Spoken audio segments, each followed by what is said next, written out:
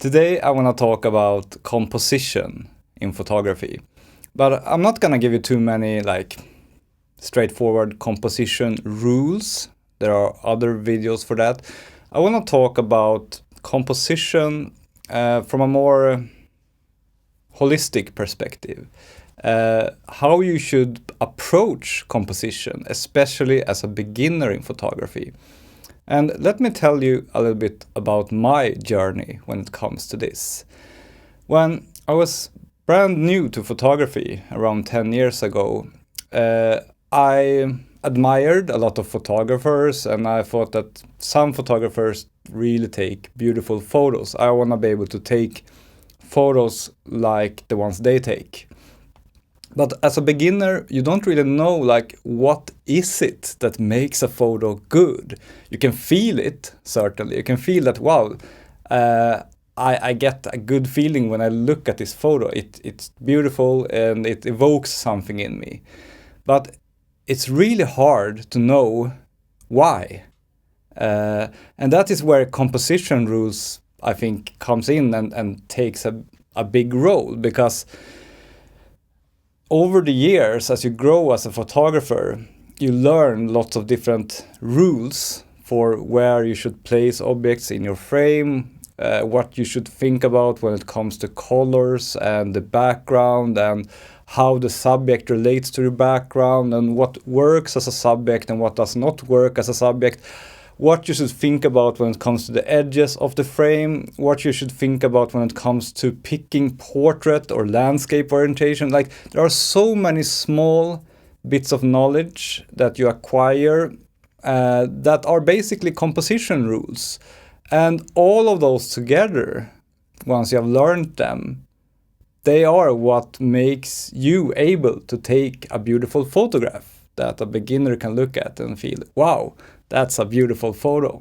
And when I began with photography 10 years ago, after a while I understood, okay, I need to learn some composition rules. That is the key to develop as a photographer, or at least one of the important keys.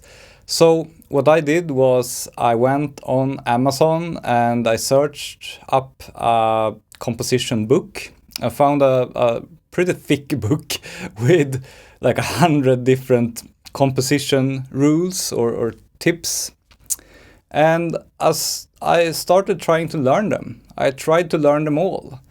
But one thing that struck me was that a lot of these rules, when I would apply them myself in my photography, I didn't like the results. The rule didn't work for me. Even if I followed the rule, I didn't understand, why is this a rule? It does not make my photos any better. And I think this is a very common problem among beginners, that you tend to listen to authority, you tend to listen to very experienced photographers, and you try to follow all of their rules. But the key to understand here is that every photographer in the world has their own set of composition rules. Sure, many of them are probably shared among many photographers. For example, the rule of thirds. I use it all the time, and many photographers use it all the time. So that is a pretty universal composition rule. Same with leading lines. Everyone likes a photo with some good leading lines in there.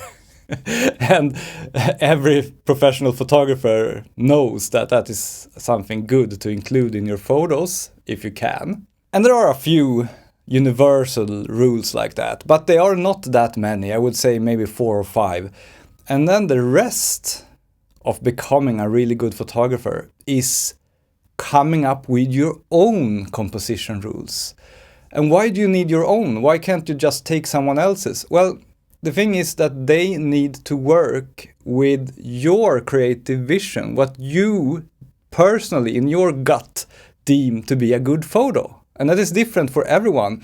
And that is also what makes you stand out as a photographer, that you have your own taste. That is what makes you unique. And this does not apply only to photography. This, I think, applies to every kind of art. No matter if you make music, paintings, photographs, whatever. You are your own individual with your own personality, and you have your own unique taste. And that is your foremost tool to stand out as an artist. So what I think you should do, my advice to you, especially if you are a beginner in photography, is go pick up one of those books with lots of composition rules in them. That's a great way to start and to learn what composition rules are out there.